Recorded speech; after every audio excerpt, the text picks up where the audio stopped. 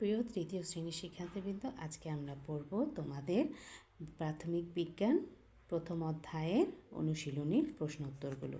তাহলে দেখো অনুশীলনীতে কী কী প্রশ্নোত্তর রয়েছে। প্রথমে বলা হয়েছে সংক্ষিপ্ত প্রশ্নোত্তর। সংক্ষিপ্ত প্রশ্নোত্তর: উদ্ভিদের প্রধান অংশ কয়টি ও কী কী? অপুষ্পক উদ্ভিদ কোন পরিবেশে জন্মে? উদ্ভিদ পানি শোষণ করে কী দিয়ে? তাহলে দেখো এখানে সুন্দরভাবে লেখা রয়েছে উদ্ভিদের প্রধান অংশ কয়টি ও কী কী। এখানে উত্তরটি রয়েছে অপুষ্পক উদ্ভিদ কোন পরিবেশে জন্মে? অপুষ্পক উদ্ভিদ ছায়াযুক্ত বা স্যাঁতসেঁতে শীতল পরিবেশে জন্মে। উদ্ভিদ পানি শোষণ করে কী দিয়ে? উদ্ভিদ পানি শোষণ করে মূল দিয়ে। এরপরে দেখো রয়েছে এখানে বর্ণনামূলক প্রশ্ন। বৃক্ষজাতীয় উদ্ভিদের বৈশিষ্ট্য কী কী?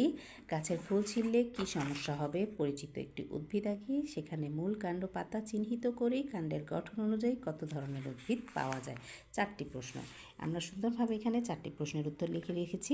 বৃক্ষজাতীয় উদ্ভিদের বৈশিষ্ট্য কী কী? বৃক্ষজাতীয় উদ্ভিদের বৈশিষ্ট্য হলো আকারে দীর্ঘ, কাণ্ড শক্ত, কাণ্ড থেকে শাখা প্রশাখা পাতা হয়, মূল মাটির অনেক গভীরে যায়।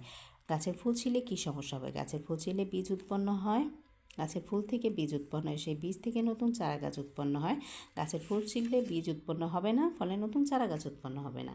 এবং ফুল ছিঁড়লে মৌমাছি পরাগায়নও হবে না, নতুন গাছ উৎপন্ন হবে না। এখানে একটি পরিচিত উদ্ভিদ আঁকাতে বলা হয়েছে এবং সেখান থেকে মূল, কাণ্ড, পাতা চিহ্নিত করতে বলা হয়েছে। তাহলে আমরা একটি গোলাপ গাছ এঁকেছি, দেখো সেখান থেকে মূল, কাণ্ড এবং পাতা আমরা চিহ্নিত করেছি। কাণ্ডের গঠন অনুযায়ী কত ধরনের উদ্ভিদ পাওয়া যায়? উদাহরণ দিই। কাণ্ডের গঠন অনুযায়ী 3 ধরনের উদ্ভিদ পাওয়া যায়, যথা বিরুৎ, কলম ও বৃক্ষ। নিচে উদাহরণ দেওয়া হলো। বিরুতের উদাহরণ হচ্ছে ধান, টমেটো, মরিচ ইত্যাদি। গুল্মের উদাহরণ হচ্ছে গোলাপ, জবা, রঙন ইত্যাদি। বৃক্ষজাতীয় উদ্ভিদের আম, কাঁঠাল, বেল।